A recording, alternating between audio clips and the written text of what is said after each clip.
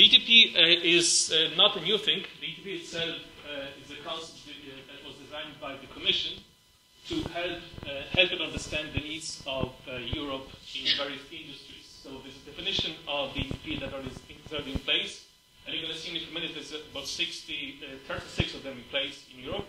So we're not the first one, but we're the first one in the area of HPC. And the Commission has decided to engage in a dialogue with those organizations in order to build a program for research and investment into various industries in Europe. So this is the EGPs at the moment. As you can see, there's various organizations there of energy, ICT, bio-based economies, production, process, and transport. There are two ETPs that are actually joint undertaken, or JTIs, which stands for Joint Technology Initiative. So that's Artemis and ELIAC, the first two. The task of this organization is to deliver a vision document first, which is a short summary of where the industries should be in about 10 years, 5 years in Europe. And the second task of each of these is to deliver a longer paper. This is usually about 100 pages, about 8 pages, and that defines the research priorities for a given industry in Europe. So these two, Artemis and ELIAC, so this is the one, they actually have a budget and they distribute monies to fund the research in Europe. So the Commission has seen this some specific for research funding in Europe to those two organizations. And we want to be one of those 36 or one of those 37 very soon. The vision paper has been written, so we have that in place, and this is the cover of it. If you go to a website, which is going to be shown at the end of the presentation, you can see and download the paper as well. In this paper, we define, or we determine, where we see HPC in Europe in about 10 to 20 years. So we say, this is the technology, this is the strength of our industry in that time frame. The second deliverable, and this is the most important one, is the research agenda. This is something that's in progress at the moment. And also we're going to provide the Commission with some advice on how to implement the ideas contained either by the vision paper or by the agenda, because we're not experts on founding tools, but we'd like to advise on how the different tasks could be founded and implemented in practice. Why do we need this organization? And the answer comes from various directions, but there is a paper written by the Commission. The title is here in the, I can't see it either. But this is an official statement of the Commission on the future of the position of HPC in Europe. And one of the findings in this paper says that we need, as in the vendors of HPC systems in Europe, need an ETP in order to advise the Commission on how to proceed with the development of HPC in Europe. So this is an extract from this document. You can see there's an action plan for European leadership in HPC. So the objective is obviously to achieve leadership in HPC by European vendors.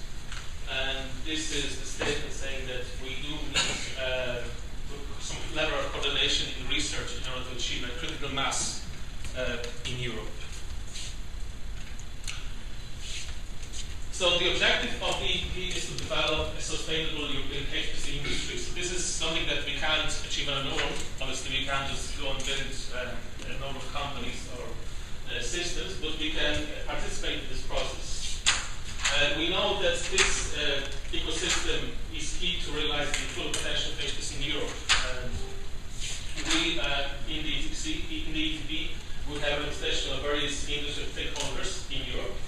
The results of our work are following. That will be a competitive HPC solution designs in Europe, in a completely sustainable HPC sector, a better ability to use HPC and make it a competitive advantage for your industry, reduce reliance on technology from other regions, and also to increase the competitiveness of other existing industrial sectors. You can find all of this in the vision document. And this is the founders of the ETP. As you can see, there's one organization called Spain from Barcelona. This is the Barcelona Supercomputing Center, one of the organizations that's going to put the money first in this initiative.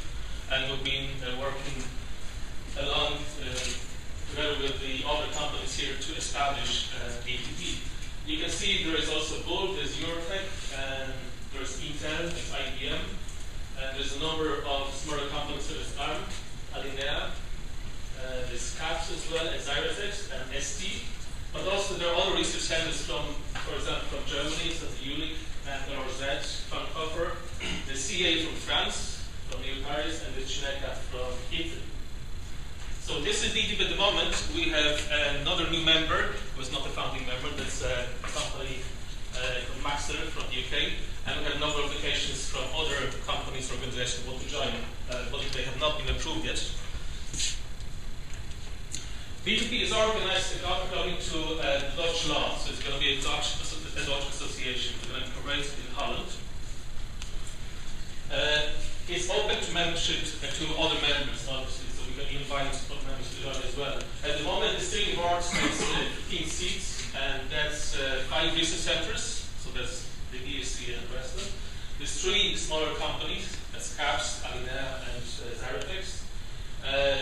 There are 5 European control corporations, so this is the term used for Bull, Eurotech, and the rest of them.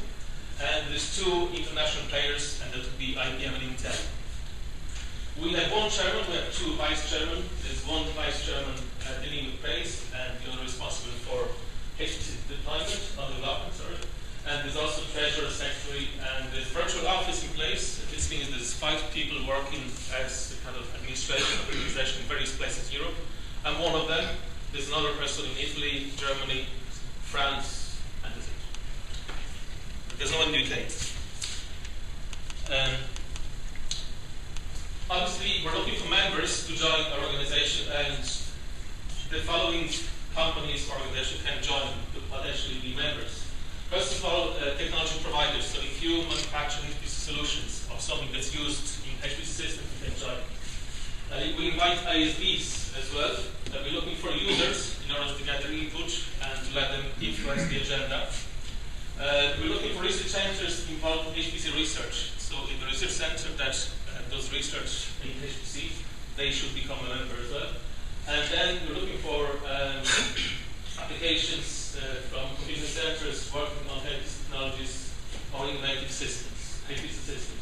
There's 2 options for joining the DTP. First of all is the full membership, which is for those who conduct research in HPC in Europe. So in order to be a full member, you have to be actively involved in HPC research. If you are not, you can be an associate member, and this could be anyone interested in working with us to produce the agenda. So this could be individuals or organizations, companies, and there's a smaller fee for those companies to join as well. The vision paper, this is quite lengthy, so I'm not going to go through that. You can read this on the internet. But we recommend that the Commission launch a research program to develop European HPC technology, as in European HPC vendor technology. And then we suggest that this project should focus on a few domains and some priorities. So we're not going to go very wide in our work. We're going to choose a few elements that we think Europe can benefit from, and in which we think that Europe could be one of the best providers in the world. So I guess some water. Do you have any questions so far? Is there any? I think it's clear.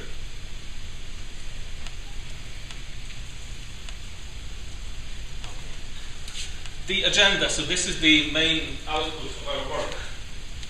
The process that we're involved in is the following. So this is our organization here. So this is our ecosystem and the DTP with a few organizations from the ecosystem at the moment. The first deliverable is the vision document, which is already written and has been submitted to the Commission. So they have it, they read it, and they like it. The second deliverable, and this is being worked on as we speak, is the agenda. So this is the priorities for research. All of this will be submitted to the Commission, who are actually working as we speak on Horizon 2020, which is a huge program for research in Europe for the next 8 to 14 years.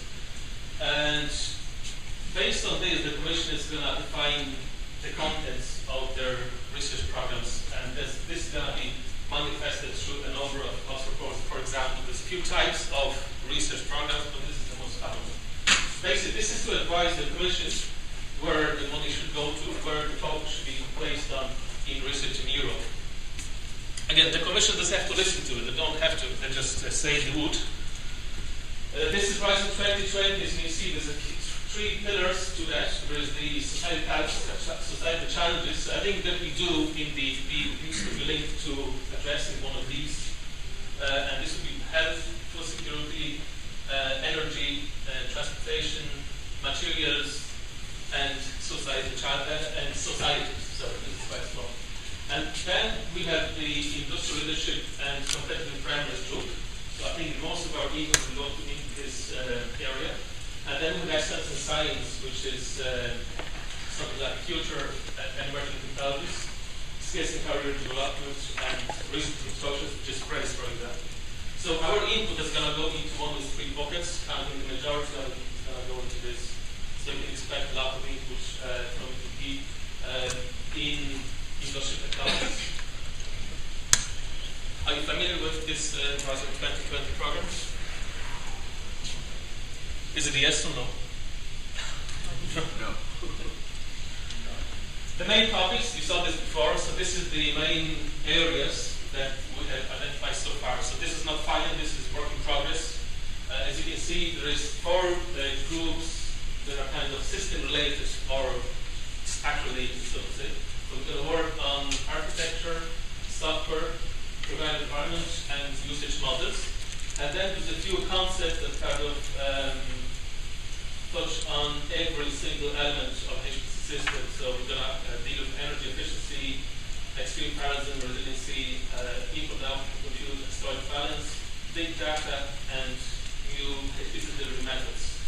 As you're going to see in a second, each of these groups has an owner between the ETPs. So this is the main thing we invented in order to start working on the agenda. So for example, the way to read it is that with the BSc, the BSc leads the extreme parallelism group. So we're going to write our chapter of our input on how to achieve extreme parallelism in Europe. And for example, Bull and Zaratex will deal with component and architecture. So this is another group that's been worked on.